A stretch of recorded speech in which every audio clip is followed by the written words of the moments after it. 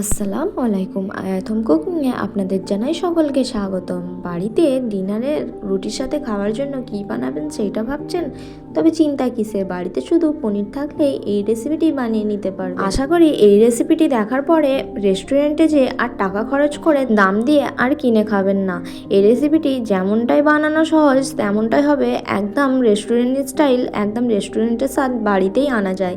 তবে কিভাবে বানিয়েছি চলো দেখে নেওয়া যাক। রেসিপিটি শুরু করার আগে প্রত্যেকবারের মতন অনুরোধ জানাই, রেসিপিটি ভালো লাগলে প্লিজ লাইক কমেন্ট শেয়ার করে যাও। আর যারা আমার চ্যানেলে নতুন, চ্যানেলটিকে সাবস্ক্রাইব করে পাশে থেকো। দেখো, প্রথমে আমি একটি কড়া বসিয়ে নিয়েছি। কড়ার মধ্যে দিয়ে দিচ্ছি বেশ কিছুটা পরিমাণ তেল। এখানে আমি 1/4 কাপ পরিমাণ তেল নিয়েছি। তবে এই তেলের মধ্যেই আমি পুরো রেসিপিটি রান্না করব। দেখো, এখানে আমি তেলের পরিমাণটা একবারেই নিয়ে নিয়েছি, তবে আপনারা চাইলে এই পর্যায়ে তেলের পরিমাণটা কমও নিতে পারেন। দিয়ে দিচ্ছি 3টে মিডিয়াম সাইজের পেঁয়াজ, ছোট ছোট করে চপ করে রাখা পেঁয়াজ দিয়ে দিচ্ছি। এবার দিয়ে দিচ্ছি 4 থেকে 5টা রসুনের কোয়া, আর দিয়ে দিচ্ছি 1 ইঞ্চি পরিমাণ আদা, আর দিয়ে দেবো এখানে বেশ কিছুটা পরিমাণ মগজদানা, ওই 2 টেবিল চামচ পরিমাণ। এখানে আপনারা চাইলে কাজু বাদামটাও ইউজ করতে পারেন, তবে আমার কাছে কাজু বাদামটা যেহেতু ছিল না, আমি মগজদানা দিয়েই বানিয়ে নিয়েছিলাম। আপনারা যে কোনো মগজদানা না হলে কাজু বাদাম, দুটোর মধ্যে যেটা হোক একটা ব্যবহার করতে পারেন, আবার চাইলে দুটোই ব্যবহার করতে পারেন। এবার দেখো, পেঁয়াজ, মগজদানা, আদা, রসুনটাকে তেলের মধ্যে 3 থেকে 4 মিনিটের জন্য ফ্রাই করে নেব।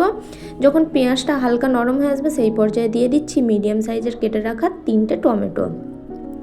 এখানে টমেটো, পেঁয়াজ সব কিছু ভালোভাবে সিদ্ধ করে নেব বা ফ্রাই করে নেব, যাতে টমেটোটা গলে আসে।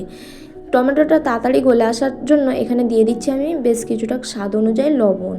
এখানে লবণটা দিয়ে ভালোভাবে মিক্স করে নিতে হবে, আর এটা হাই ফ্লেমে আমি কিছুক্ষণ রান্না করে নেব। যখন টমেটো আর পেঁয়াজটা বেশ এরকম মাখো মাখো হয়ে আসবে সেই পর্যায়ে গ্যাসের ফ্লেমটা বন্ধ করে ঠান্ডা করে নেব। ঠান্ডা করে একটা মিহি পেস্ট বানিয়ে নিতে হবে। তবে এখানে কোনো রকম পানি ব্যবহার করা যাবে না, পানি ছাড়াই এটা পেস্ট করে নিতে হবে। অন্যদিকে দেখো, একটা কড়াটা বসিয়ে নিয়েছি, আর যে তেলটা ছিল আমি তেলটা ছেঁকে পেঁয়াজগুলোকে তুলে পেস্ট করে নিয়েছি। বাকি তেলটা আমি ওই সেম কড়ার মধ্যেই রেখে দিয়েছি। এবার দেখো, কড়ার মধ্যে আমি দিয়ে দিচ্ছি ওই একই তেলের মধ্যে পনির। এখানে পনিরগুলো আমি এরকম ছোট ছোট করে কিউব করে নিয়েছি, তবে আপনারা আপনাদের পছন্দ মতন শেপ দিয়ে কেটে নিতে পারেন। এখানে পনিরটা বেশি ভাজবো না, তাহলে পনিরগুলো শক্ত হয়ে যাবে। পনিরগুলো বাস হালকা 2 থেকে 3 সেকেন্ডের জন্য এটা ফ্রাই করব, আর ওই পেঁয়াজ ভাজার তেলটাতেই ফ্রাই করব। এই পেঁয়াজ ভাজার তেলে ফ্রাই করলে পনিরটা খেতে খুবই সুস্বাদু লাগে। এখানে অনেকে আছে পনির খেতে পছন্দ করে না, পনির থেকে একটা দুধ গন্ধ ছাড়ে তার জন্য, কিন্তু এইভাবে ফ্রাই করে বানালে দেখবে একটুকু গন্ধ লাগবে না। ওই 2 থেকে 3 সেকেন্ডের জন্য ফ্রাই করে নেব। এবার পনিরগুলোকে আমি তুলে নিচ্ছি। দেখো, সেম কড়ার মধ্যে অল্প যে তেলটা বেঁচেছিল তার মধ্যে আমি দিয়ে দিচ্ছি এখানে 1/4 টিস্পুন হিং। এখানে হিংটা দেওয়ার পরে হিংটা ভালোভাবে ফুটে আসা পর্যন্ত অপেক্ষা করবো। হিংটা দানা দানা হয়ে আসলে এখানে দিয়ে দিচ্ছি ফোড়নের জন্য কিছু গোটা মশলা, 10 থেকে 12টা গোলমরিচ, 2 থেকে 3টে লবঙ্গ, একটা দারচিনি। এবার গোটা গরম মশলাগুলোকেও তেলের মধ্যে ভালোভাবে ফ্রাই করে নেব 2 থেকে 3 সেকেন্ডের জন্য। যখন দেখব একটা সুন্দর ঘ্রাণ ছড়ে আসছে, তখন আমি এর মধ্যে দিয়ে দেব কাঁচা লঙ্কা। এখানে কাঁচা লঙ্কার পরিমাণটা আপনারা আপনাদের পছন্দ মতন নিতে পারেন টেস্ট অনুযায়ী। তবে এখানে আমি দিয়েছিলাম 3 থেকে 4টে কাঁচা লঙ্কা, ছোট ছোট করে কুচি করে নিয়েছিলাম। সেই কাঁচা লঙ্কাটাকে দিয়েও আবারও 2 থেকে 3 সেকেন্ড মতন ফ্রাই করে নিচ্ছি তেলের মধ্যে। এবার এর মধ্যে আমি দিয়ে দেব কিছু গুঁড়ো মশলা। প্রথমে এখানে দিয়ে দিচ্ছি হলুদ গুঁড়ো, এখানে 1/2 চা চামচ পরিমাণ দিয়ে দিচ্ছি হলুদ গুঁড়ো, 1 চা চামচ পরিমাণ দিয়ে দিচ্ছি লঙ্কার গুঁড়ো। এখানে নর্মাল লঙ্কার গুঁড়োটা নিয়েছি, তবে আপনারা চাইলে কাশ্মীরি লঙ্কার গুঁড়োটাও নিয়ে নিতে পারেন। এবং এখানে আমি কাঁচা লঙ্কাটা যেহেতু ইউজ করেছি তাই লঙ্কার গুঁড়োর পরিমাণটা কম নিয়েছি, আপনারা চাইলে বেশিও নিতে পারেন। দিয়ে দিচ্ছি 1 চা চামচ পরিমাণ ধনিয়া গুঁড়ো, 1 টেবিল চামচ পরিমাণ জিরে গুঁড়ো। এবার ভালোভাবে মশলাগুলোকে ফ্রাই করে নেব তেলের মধ্যে, যাতে মশলার কাঁচা গন্ধটা চলে যায়। এই পর্যায়ে গ্যাসের ফ্লেমটা অবশ্যই লোতে রাখতে হবে, না হলে মশলাগুলো পুড়ে যাওয়ার সম্ভাবনা থাকবে আর টেস্টটা অন্যরকম এসে যাবে, কালারটাও সুন্দর আসবে না। তাই গ্যাসের ফ্লেমটা লোতে রেখে এইভাবে মশলাটা আমি ফ্রাই করে নেব ওই 3 থেকে 4 সেকেন্ডের জন্য। এবার দেখো, ভালোভাবে ফ্রাই হয়ে আসলে এখানে দিয়ে দিচ্ছি যে পেস্টটা আমি বানিয়ে রেখেছিলাম টমেটো, পেঁয়াজ আর বাদামের, সেই পেস্টটা এখানে দিয়ে দেব। এখানে পেস্টটা দেওয়ার পরে সাথে সাথে নাড়াচাড়া করে নিতে হবে, মিক্স করে নিতে হবে। গ্যাসের ফ্লেমটা আবারও বলছি লোতে রাখবেন, না হলে ধরে যাওয়ার সম্ভাবনা থাকবে। এখানে যেহেতু বাদামও আমি পেস্ট করে দিয়েছি তাই এখানে ধরে যাওয়ার সম্ভাবনা থাকবে। এবার দেখো কিছুটা মিক্সি ধোয়া পানিটাও দিয়ে দিচ্ছি। এবার এটা আমি ভালোভাবে কষাতে থাকবো মশলাটা, যতক্ষণ পর্যন্ত না মশলার একটা কাঁচা গন্ধ চলে যায় আর সুন্দরভাবে মশলা থেকে তেল ছেড়ে আসে, সেই পর্যন্ত এখানে কষে নিতে হবে। এখানে আমি আরও একটু পানি দিয়ে দিয়েছিলাম। এবার গ্যাসের ফ্লেমটা লোতে রেখে আমি এই মশলাটা কষিয়ে নেব। যখন এই মশলার মধ্যে থেকে কাঁচা গন্ধ চলে যাবে আর মশলা থেকে তেল ছেড়ে আসবে সেই পর্যন্ত আমি এখানে কষাতে থাকবো। আর দেখো তার আগে আমি এখানে দিয়ে দিচ্ছি স্বাদ অনুযায়ী লবণ। এখানে লবণের পরিমাণটা একটু টেস্ট করে দিতে হবে, কেননা প্রথমে আমি টমেটো পেঁয়াজ যখন ফ্রাই করছিলাম সেই টমেটোর মধ্যে লবণ ইউজ করেছিলাম, তাই এই পর্যায়ে লবণের পরিমাণটা একটু কম রাখতে হবে। এবার দেখো মশলার কাঁচা গন্ধটা চলে গেছে আর একটু তেল ছাড়া শুরু হয়ে গেছে। এই পর্যায়ে আমি দিয়ে দিচ্ছি 1 চা চামচ পরিমাণ ঘরে বানানো গরম মশলা। এই গরম মশলা রেসিপি আমার চ্যানেলে দেওয়া আছে, আপনারা চাইলে যেয়ে দেখে নিতে পারেন। এবার গরম মশলাটা দেওয়ার পরে আবারও আমি কষতে থাকবো। দেখো মশলাটা সুন্দরভাবে ফ্রাই হয়ে গেছে, কষিয়ে নিয়েছি, মশলা থেকে তেল ছাড়া শুরু হয়ে গেছে আর মশলার কাঁচা গন্ধটাও চলে গেছে। এই পর্যায়ে আমি দিয়ে দিচ্ছি উষ্ণ গরম পানি। এখানে গরম পানিটা ইউজ করবেন, রান্নাটাও চটজলদি হবে আর রান্নার টেস্টটাও খুব সুন্দর আসে, তাই এখানে গরম পানিটা ইউজ করার চেষ্টা করবেন। দেখো এখানে এবার আমি পরিমাণ মতন গরম পানি দিয়ে দিচ্ছি। এখানে পানিটা আপনারা আপনাদের পছন্দ মতন দিতে পারেন, যেমনটা গ্রেভি খেতে পছন্দ করেন সেই পরিমাণে পানি দিয়ে দিতে হবে।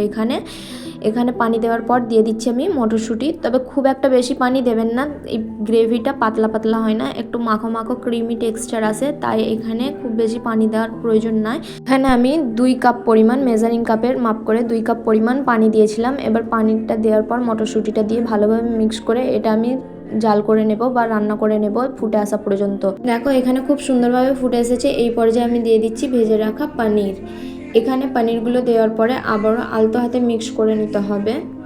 গ্যাসের ফ্লেমটা এই পর্যায়ে আমি লো টু মিডিয়ামে করে নিয়েছিলাম। এবার ভালোভাবে মিক্স করে নিতে হবে। এবার ওপর থেকে আমি দিয়ে দিচ্ছি কিছুটা পনির মশলা। এখানে পনির মশলা যে কোনো কোম্পানির বা যে কোনো কোয়ালিটি নিয়ে নিতে পারো। পনির মশলাটা দিয়ে আবারও ভালোভাবে মিক্স করে নিচ্ছি। এবার এখানে আমি দিয়ে দেব কিছুটা ধনেপাতা কুচি। এখানে আমি ফ্রেশ ধনেপাতা কিছুটা ছোট ছোট করে কুচি করে নিয়েছিলাম, সেই ধনেপাতা কুচি দিয়ে দিচ্ছি। আর দিয়ে দেব এখানে কাসুরি মেথিকে আমি শুকনো খোলায় একটু গরম করে নিয়েছিলাম, গরম করে গুঁড়ো করে নিয়েছি, গুঁড়ো করে দিয়ে দিচ্ছি। এইভাবে কাসুরি মেথি দিয়ে দেখো ফ্লেভারটা খুবই সুন্দর আসে, খেতেও খুবই ভালো লাগে। রেস্টুরেন্ট করে স্বাদ আনার জন্য বাড়িতে এইভাবে আমার মতন করে একটিবার হলেও রেসিপিটি ট্রাই করে দেখো। আমি গ্যারান্টি দিয়ে বলতে পারি এইভাবে যদি একবার বাড়িতে বানিয়ে নিতে পারো তাহলে আর কোনোদিনও টাকা দিয়ে রেস্টুরেন্টে খেতে যাবেন না। দেখো এবার সব কিছু দিয়ে আমি আবারও ভালোভাবে মিক্স করে এটা আমি রান্না করে নেব লো ফ্লেমে 5 মিনিটের জন্য, যাতে গ্রেভিটা খুব সুন্দরভাবে ক্রিমি হয়ে যায় আর ঘন হয়ে যায়। 5 মিনিটের জন্য রান্না করে নেব। দেখো 5 মিনিট পর গ্রেভিটা অনেকটাই ঠিক হয়ে এসেছে, ঘন হয়ে এসেছে।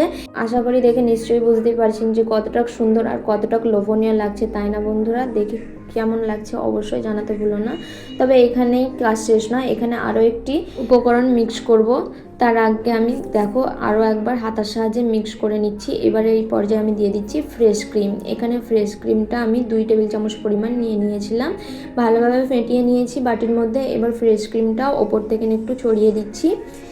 এবার এটা আমি ঢাকা দিয়ে আরও 2 থেকে 3 মিনিটের জন্য রান্না করে নেব লো ফ্লেমে। দেখো 2 থেকে 3 মিনিট পর কতটা লোভনীয় লাগছে, আশা করি দেখে নিশ্চয়ই বুঝতেই পারছেন কতটা সুন্দর আর কতটা লোভনীয় লাগছে। এই পর্যায়ে আপনারা চাইলে ওপর থেকে একটু ঘিও দিয়ে দিতে পারেন, তবে আমি আর ঘি দিইনি। এইভাবে আমি বানিয়ে নিয়েছি। এবার আমি সার্ভ করে দেখিয়ে দিচ্ছি যে পনিরগুলো কতটা নরম তুলতুলে স্পঞ্জি তৈরি হয়েছে। এখানে আমি লুচির সাথে সার্ভ করেছিলাম। কেমন হয়েছে রেসিপিটি জানাতে ভুলবেন না। ভালো লাগলে প্লিজ লাইক কমেন্ট শেয়ার করে যেও। আর যারা আমার চ্যানেলে নতুন, চ্যানেলটিকে সাবস্ক্রাইব করে পাশে থাকার জন্য অনুরোধ জানাচ্ছি। দেখো পনিরটা কত নরম তুলতুলে স্পঞ্জি তৈরি হয়েছে, একটুকু শক্ত হয়নি। এইভাবে বানিয়ে দেখো, পনিরটা খেতেও খুবই ভালো লাগে। কেমন হয়েছে রেসিপিটি আবারও বলছি জানাতে ভুলবেন না। ভালো লাগলে প্লিজ লাইক কমেন্ট শেয়ার করে যেও। যারা আমার চ্যানেলে নতুন, চ্যানেলটিকে সাবস্ক্রাইব করে পাশে থাকবেন। আল্লাহ হাফেজ, আবার দেখা হচ্ছে নেক্সট রেসিপিতে।